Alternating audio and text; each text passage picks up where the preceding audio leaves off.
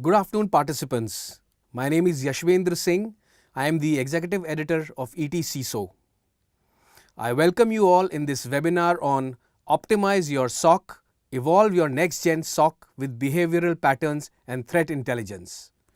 I am grateful to all of you for sparing time from your busy schedules and participating in the discussion. While cybersecurity analysts are geared up to deal with security threats from external attacks, insider threats are more difficult to deal with. With adoption of mobile and cloud, users have moved beyond the traditional security perimeter and user identities have become more vulnerable.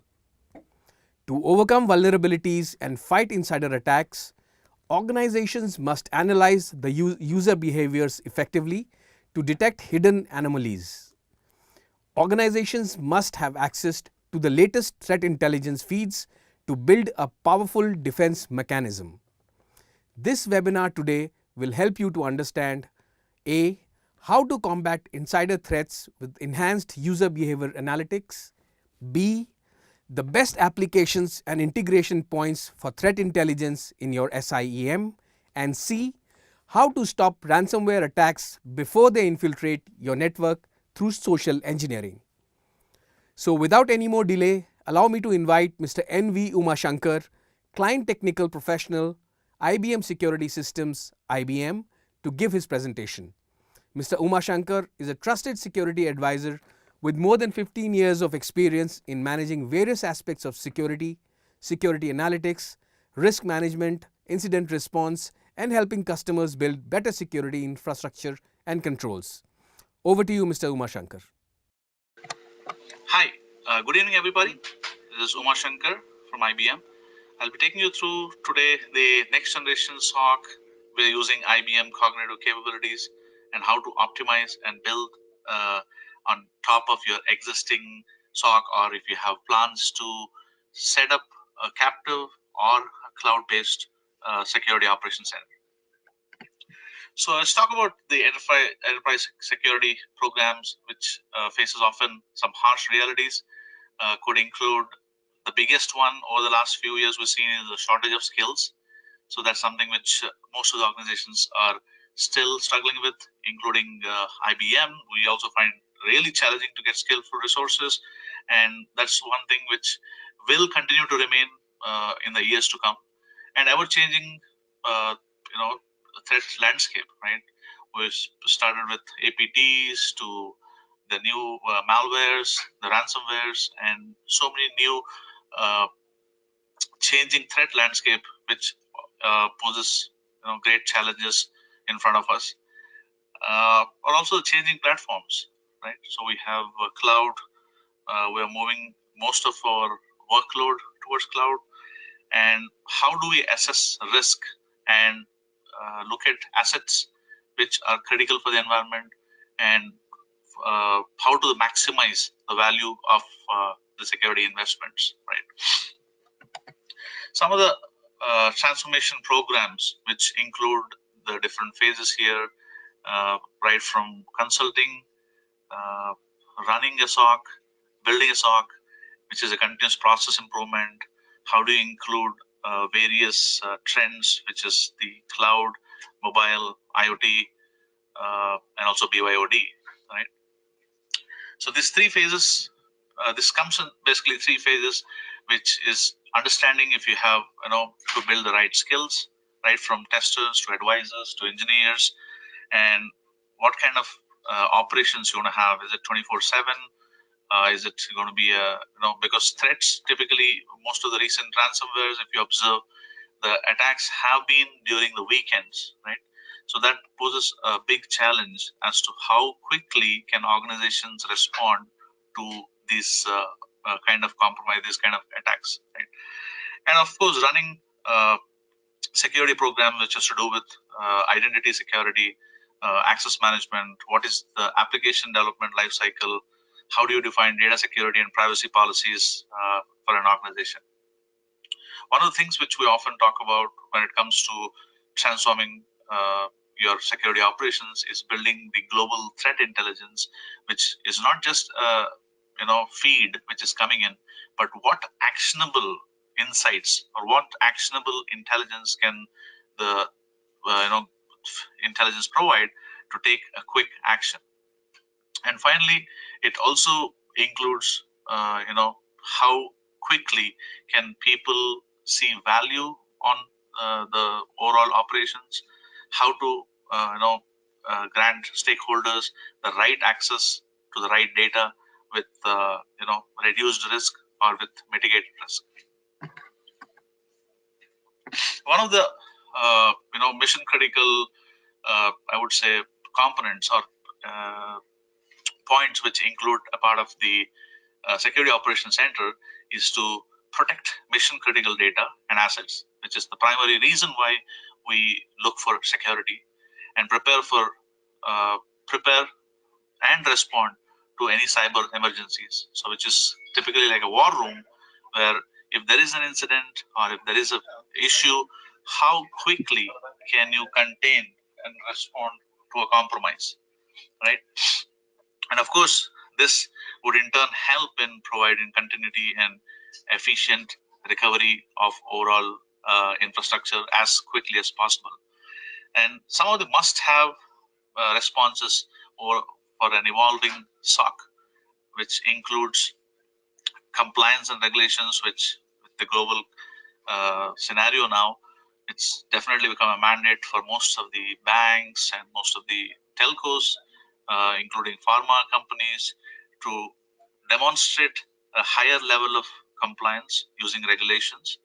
How well are we protecting the intellectual property and privacy, which is definitely a point of concern at this stage across the industry, and manage effective operations on a day-to-day basis, getting some real-time insights into the posture of an organization, and providing real-time actionable intelligence, right? And of course, when you put in all the solutions in place, you're basically enabling organization to know who did what, when, and if you need evidence to prove what exactly happened, something which is a forensic capability of giving complete digital impression. However, it might sound simple or complex. There are certain challenges associated with it, because you have disparate silos. You have processes, people, and technology, and most of the times these three are not tightly integrated. So that definitely gives an opportunity for organizations to build a governance framework, build a response framework, so that they can integrate people, processes, and technology on the same board, so that whenever there is risk, whenever there is an incident, there is a much more automated, synchronous, and orchestration available across the board, right? And however, the today's reality is 31% of the organizations forced to ignore 50% or more of the security alerts. One of the reasons, because they're seeing too many alerts, too many incidents, and sometimes you only have so much of time to get work done in a day. So organizations face an uphill challenge of keeping up with the incidents, which is one of the biggest challenges. And how quickly do you turn this investigations around these incidents either into a true positive or a false positive? And typically, it's been a well-known fact that the average time an attacker stays in your network before there's a compromise is more than 200 days. But yeah, it varies from compromise to compromise. And in 2016 alone, there were close to a data breach of 4 million, which is ever increasing at a faster pace even in 2017. And skills gap is definitely one of the biggest challenges which we are seeing in security as a big time challenge, which almost every organization is facing across the world. So that's where the cognitive piece fits in. So there are three components which we talk about. The first is intelligence, which is actionable intelligence. How quickly can the solution provide actionable intelligence around the information which is given or which is churned out by a security operations center? and how quickly, which is the speed part, how quickly can I get this information, reducing the time to investigate, and also in effect reducing the time to incident response and resolution time, right? And the third aspect is I can have speed, I can be intelligent, but if it's not accurate enough, there's a lot of false positives, right? So that's the third piece of the puzzle which needs to be plugged and delivered with speed and accuracy, or speed and intelligence, where accuracy is of utmost importance, considering that we have resources which may not be all equally trained across the board. And coming back to what cognitive is all about, right? Traditionally, we've seen that a lot of data which is structured around the events, analytics, around the different data sources which are sending the information to QRadar is all tightly integrated with most of the SIM platforms, right? But what traditionally has been missing is the unstructured data, right? What about the research document? What about industry publications, forensic information, newsletters, blogs, conference presentations, images, the screenshots which are probably taken from a book, etc., or including Wikipedias.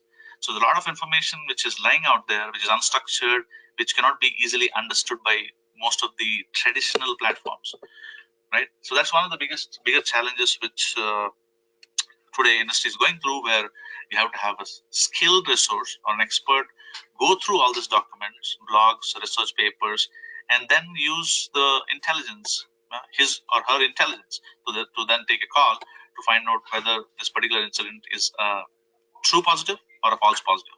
So at this stage, I would like to briefly stop for a moment and take a poll question before we move on to the next slides.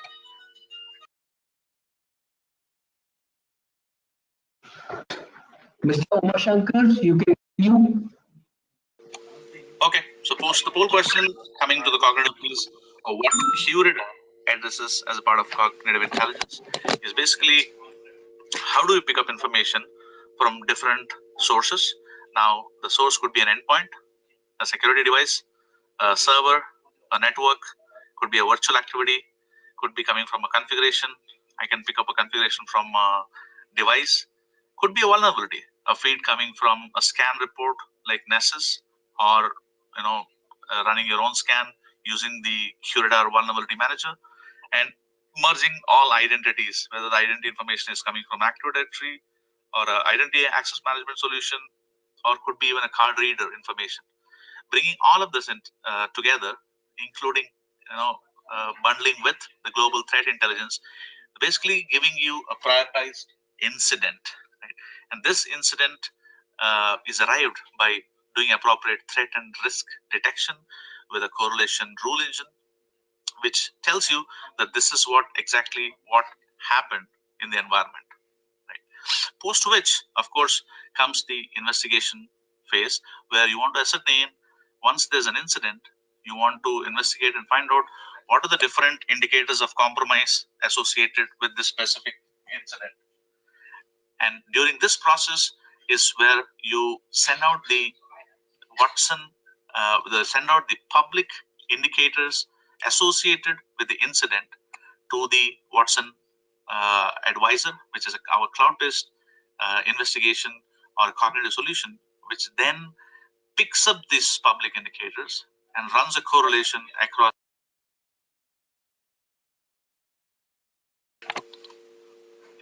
runs an investigation across the indicators given by the incident, and then tags it with the indicators associated with whatever knowledge has been learned by Watson over a period of several months or years or whatever since the inception Watson has learned across. Finally, when you arrive at indicators of compromise, what it is effectively doing is it telling you these are the IP addresses, these are the file hashes, these are the malwares associated with a specific incident. It can also go back and check if these are the indicators, are there any other incidents which are associated with these indicators, right? And are there any more indicators, further indicators in other incidents associated, which are probably new and discovered, could be discovered, and actionable can be taken in the next, say, 5 to 10 minutes. Post which, of course, you have an advanced orchestration layer, which is the incident response, and that's where you're sending that actionable intelligence to a solution. We're saying that I see a malware or a malware IP, and this could affect my environment across my infrastructure. I can automatically initiate a rule or a response which can trigger a script to a firewall, to a router, to a patch management system to remediate any further damage before any further damage. So as we discussed, the three phases, which is threat and risk detection, which is associated with picking up all the information, doing a real-time correlation, applying the threat intelligence, and checking out if there is a potential data compromise and exfiltration. The second aspect is investigation and qualification, where the Watson piece picks up the indicators associated, understands what is the identified root cause, assemble evidence to substantiate any security assessment, and retrace the investigative process for a verification and training. The third part, after you ascertain that these are the indicators and these are the potential problems associated with the incident, you can align people, process, and technology to take actionable intelligence, automate orchestration and incident response process. You can test a response plan before executing it and reduce any uncertainty associated with the privacy management. So if you have to keep up with certain privacy regulations across the globe, you can check if there is an incident, what all potential privacy policies you have probably violated. Now, the problem is that we need to bring in all of this with speed, consistency, accuracy, and scalability, right?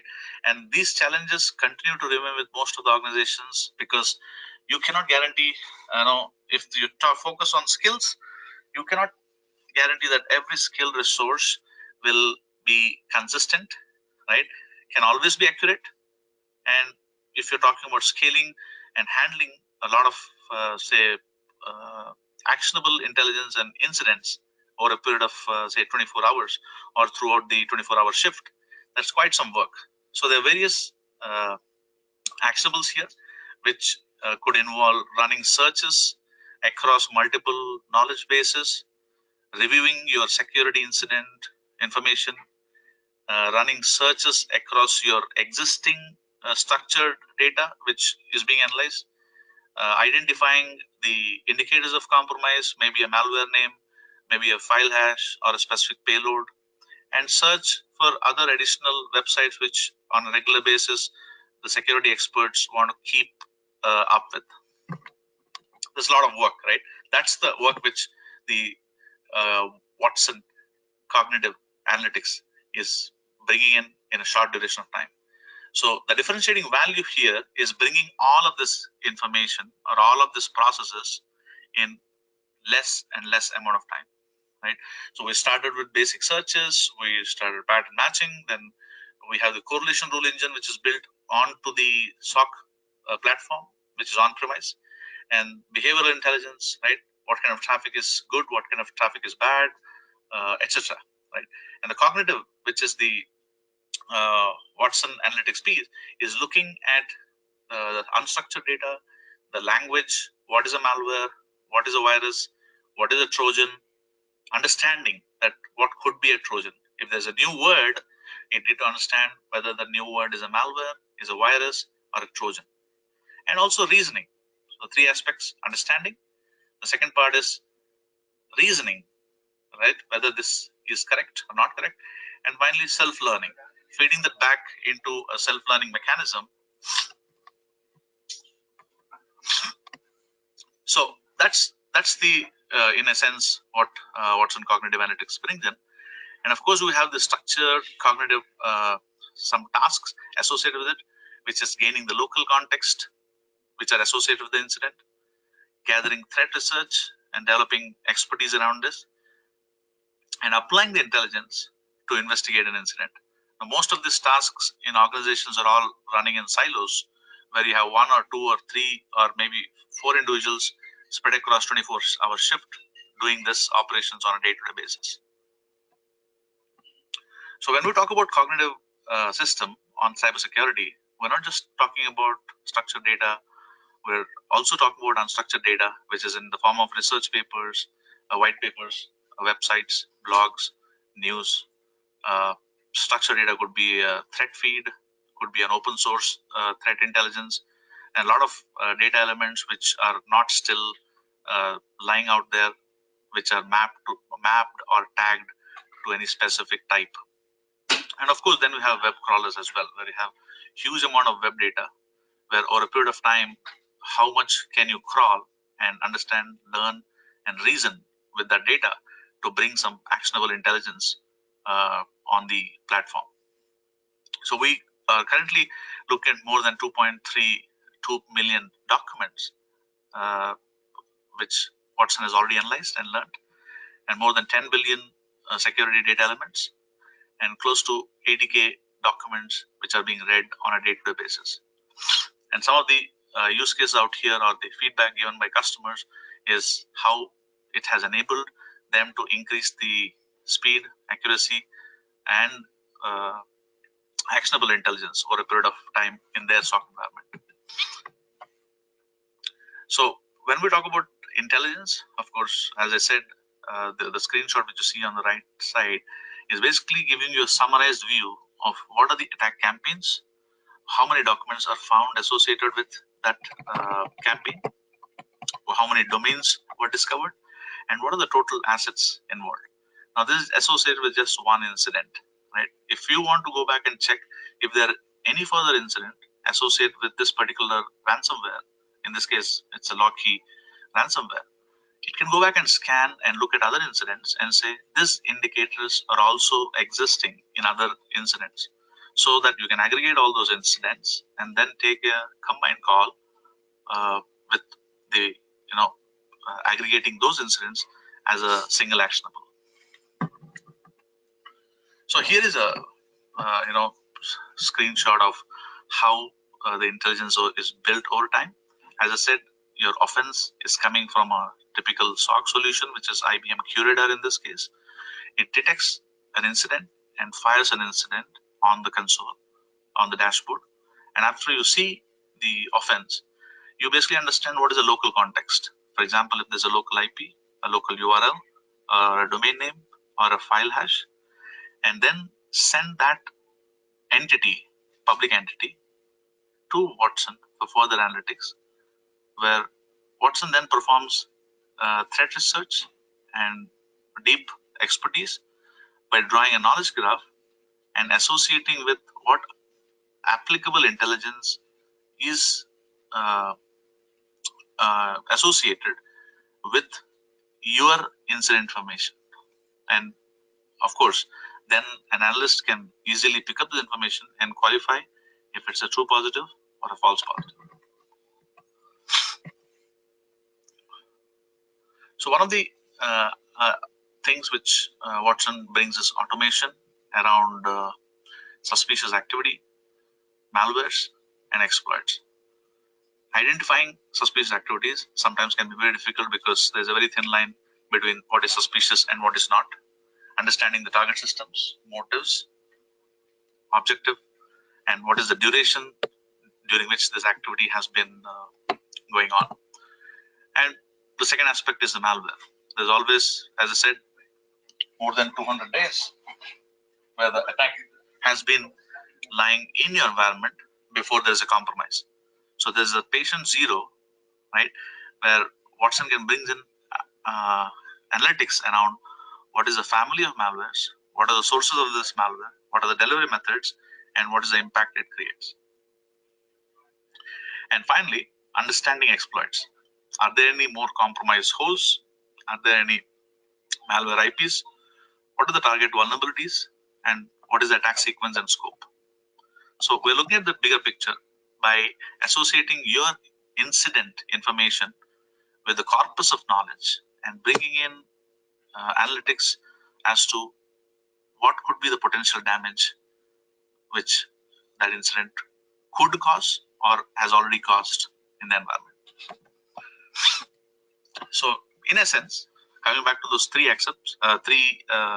aspects, intelligence, right? Only solution that draws millions of security documents ingested by Watson, providing full context, more than 10 billion security relevant nodes by connecting the dots, which is the data elements like IP address, malwares, malware families, URLs, domain names, etc. With speed, right? What a typical L1 or L2 investigator could take maybe an hour or two or maybe 3 hours to investigate an incident, Watson Analytics can reduce that to maybe 5 minutes or maybe 2 to 3 minutes, depending on the complexity of the incident. And the third part is accuracy, right?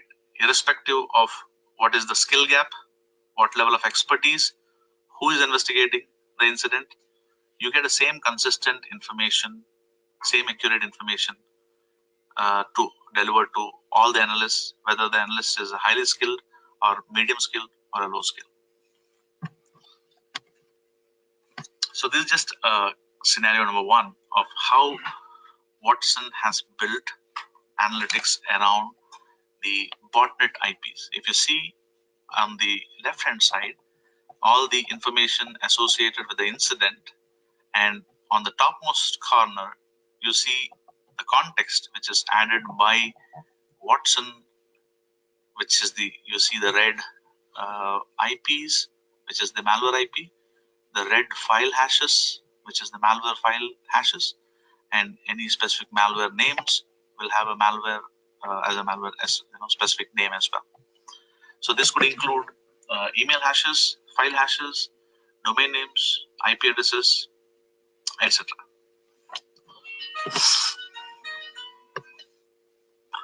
So this is scenario number two, which talks about an external scan, and this external scan could be look like if somebody is running a scan on your environment, and maybe could be from outside or from a remote office. If somebody is trying to run a scan and those scans are associated with malware IPs or malware file hashes or a spam sites or a botnet command and control, Watson can build the puzzle by associating all the associated IPs or seen IPs of how they are interlinked and what are the spam servers, what are the malware hosting servers, and what are the botnet CNC.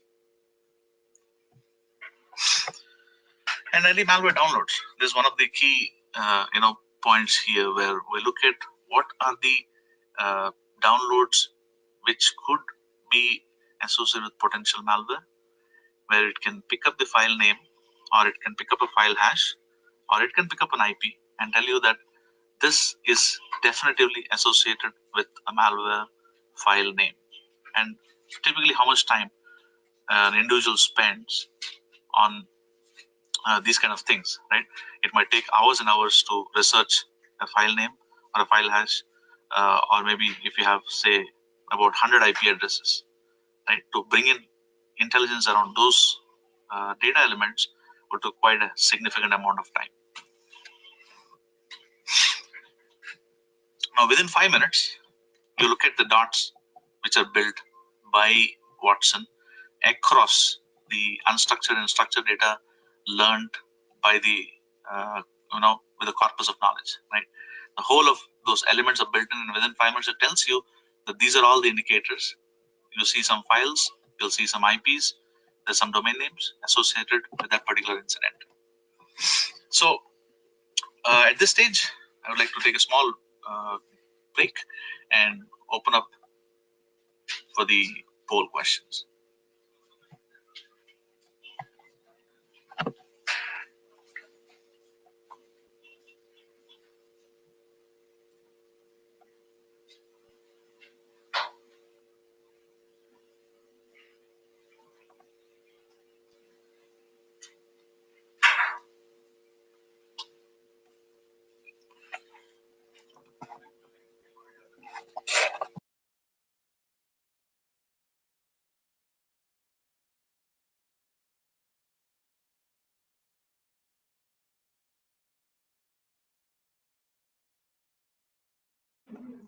Mr. Umashankar, you can continue, please.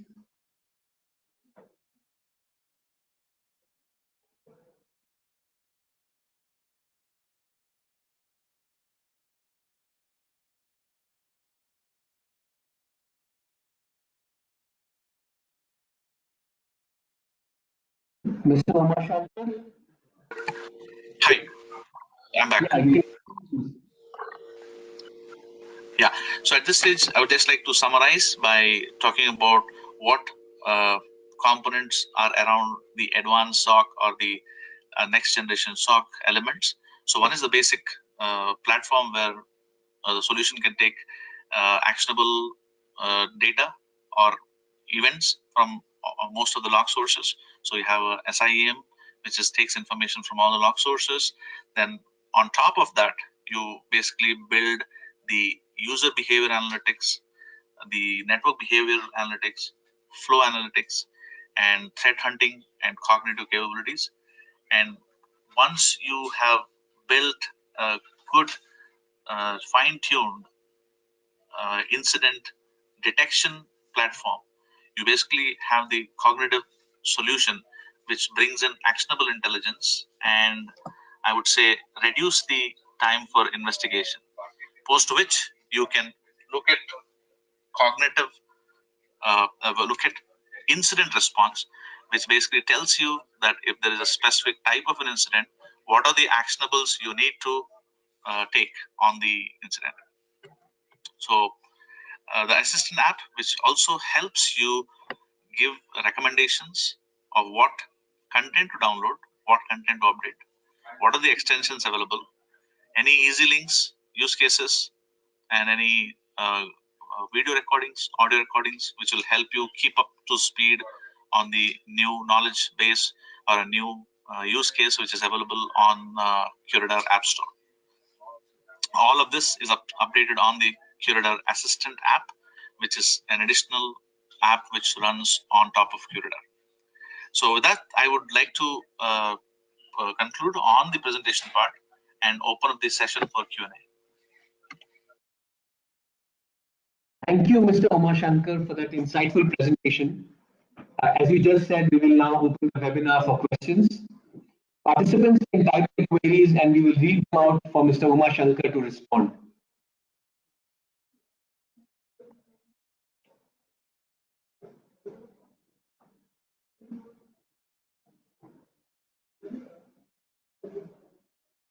Yeah, Mr. Umashankar, we have a question from our participant. He wants to know, with automation and machine learning gaining ground, would it be possible in the future to do away with human resources completely? So, if I heard this correctly, there's some issue with the audio. But what I heard is that can machine learning replace human intelligence completely? Is that what it is? That's right. Yeah. So see, there's certain aspects which cannot be automated. Let's accept that fact.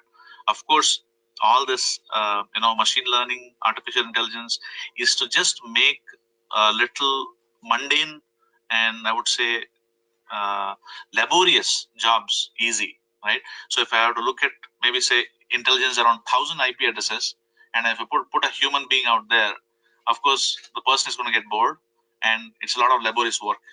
So that part is definitely getting outsourced to artificial intelligence and machine learning. Whatever is the actionable intelligence, the scripts, the entity data, what you want to monitor is definitely coming onto machine learning. But still, when it comes to taking a call or taking, I would say, view whether this incident is a true positive or a false positive, I think that role, or typically an analyst role, uh, or triage role, is still you need a person who has to click that button or take that action or still decide whether this is an incident or this is a false positive.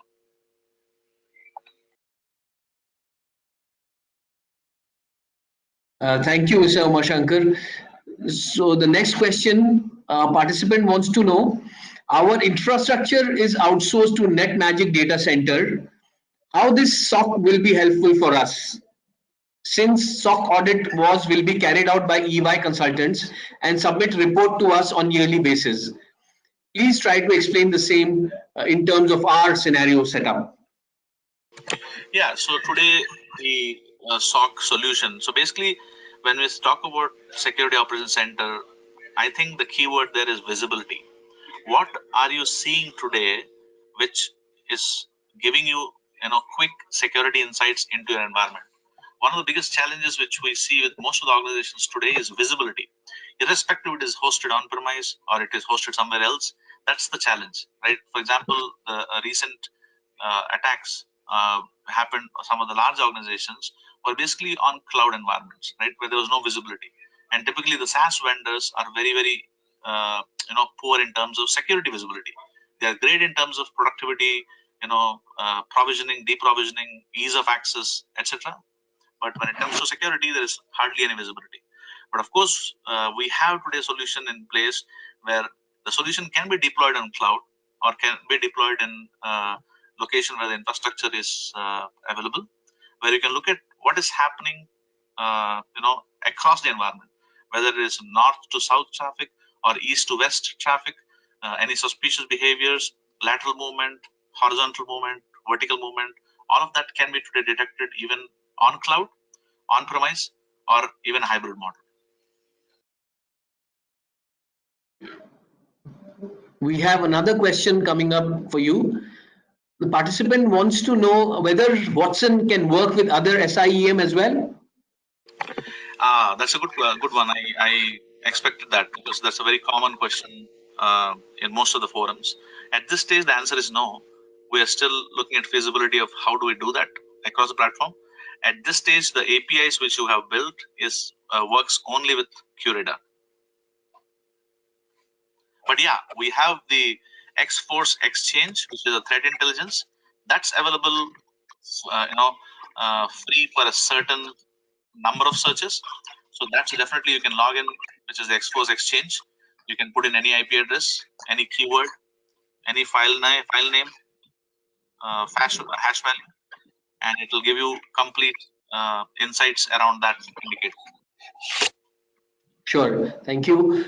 So the next question is, what's the typical false positive versus false negative ratio where the integrated solution has been implemented and matured?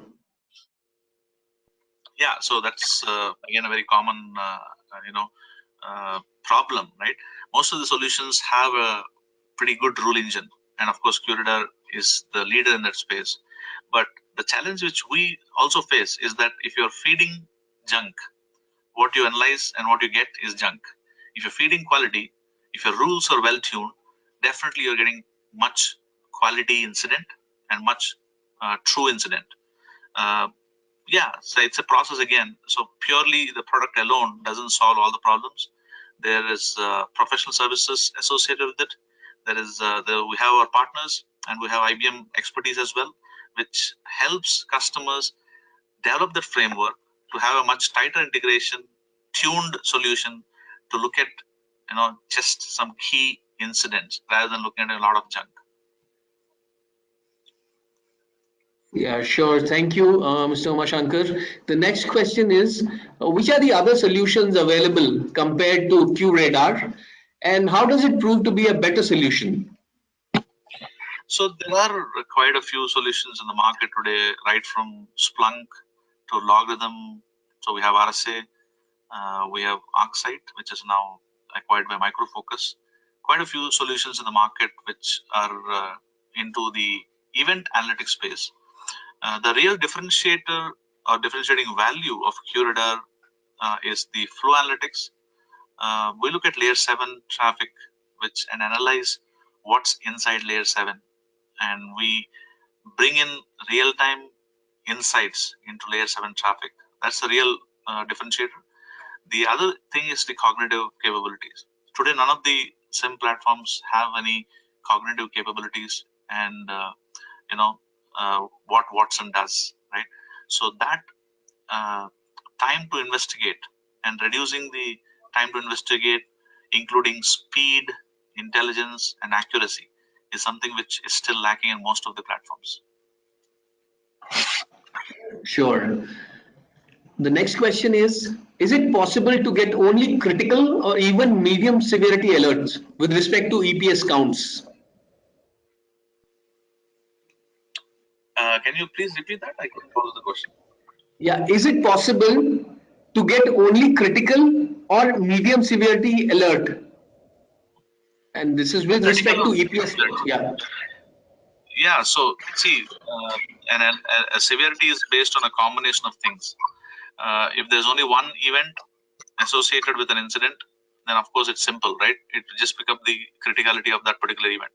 But if there are, say, 1,000 events associated with an incident, and there are about, say, another 1,000 flows, then all of that calculation changes, because in that incident, out of the 1,000 events, you can have events with various criticality, various severity.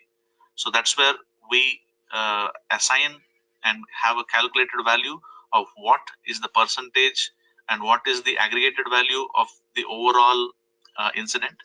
And then you can choose to ignore certain events and say that, okay, this is the event I don't want to look at and I want to drop it. You can of course choose and say, I don't want to see this kind of incident events which are not of much value. That's definitely a configurable option. Sure. So the next question is, how can you demonstrate the value of the SOC? So we have some interesting short 4 to 5 minute or a 10-minute demos. I suggest just going onto YouTube and typing in the keyword QRadar demo, or please write a mail to us. Whoever is interested in having a quick look at what we do and how well we do what we do, and then take the discussion forward from there. Right. So the next question is, if most of the security solutions are below L7, can QRadar give L7 visibility? So that's our differentiator. As I said, we look at flow analytics, and flow is completely a different context, right? Most of the traditional SIM solutions, in fact, all of them, they don't look at layer 7 information. We today can look at layer 7 information and say, this is the traffic, this is the application, this is the context. Is it local to remote, or is it remote to local?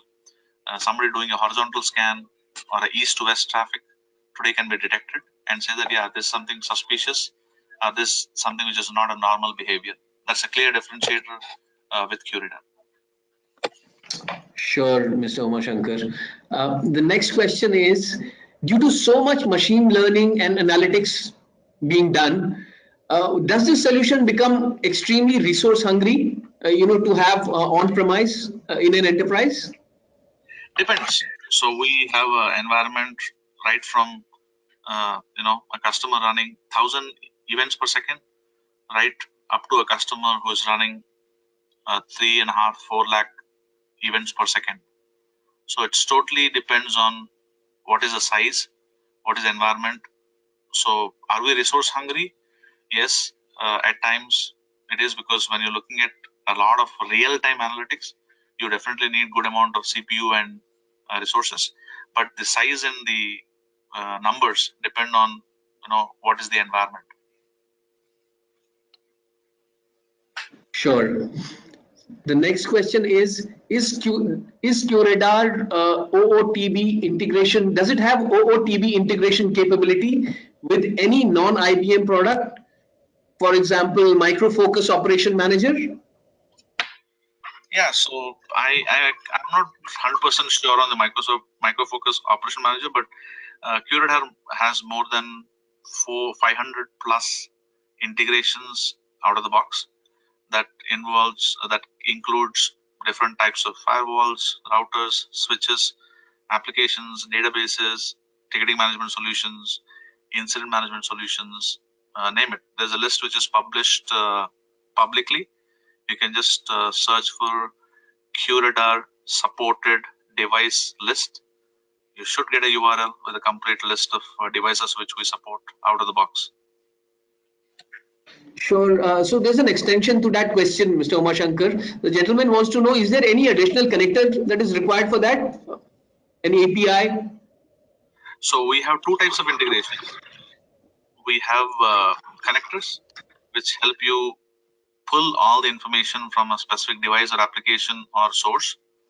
We also have applications, on the App Store, which have a two-way integration. So, for example, if I want to send actionable insights to and fro from the application to QRadar or QRadar to application, we have REST APIs available, and you can build your own APIs to do a bidirectional integration.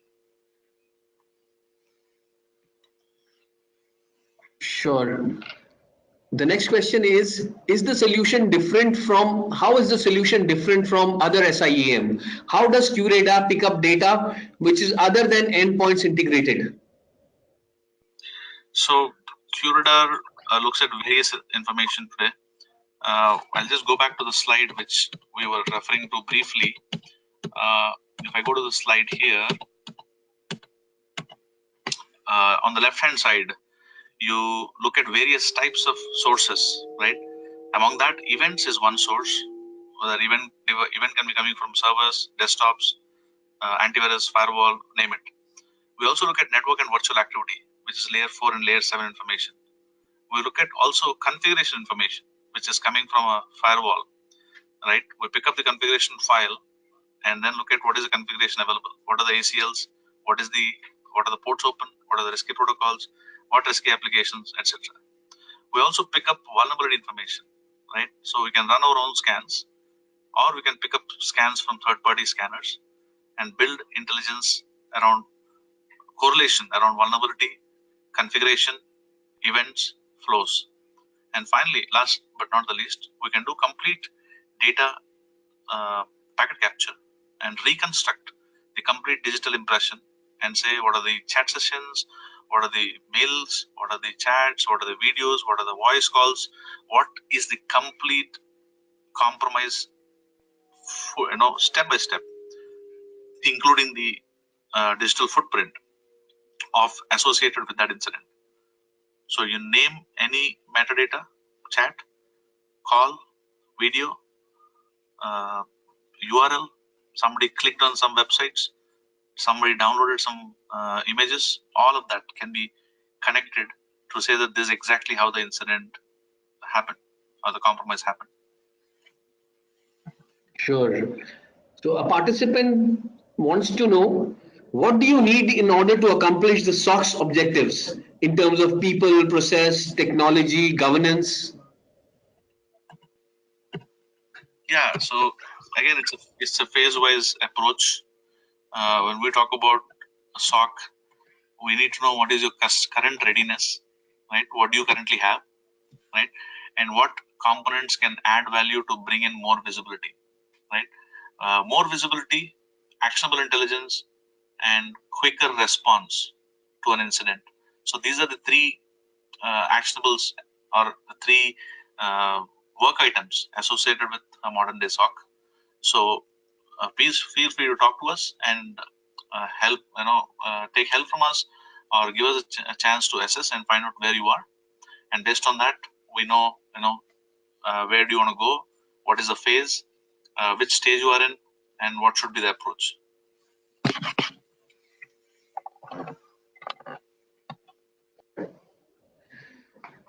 Right. This is all we have time for. I'm sure today's webinar would have provided all our participants valuable insights into how they can leverage behavioral patterns and threat intelligence to enhance their enterprise's information security posture. There is a short feedback form that will appear on your screens after this webinar ends. Please fill up the form, as your valuable inputs will help us serve you better. The recorded video of the webinar will be available on etcso.in. We will now bring this webinar to a close. Thanks a lot, participants, for a patient listening, and have a wonderful evening ahead. Thank you.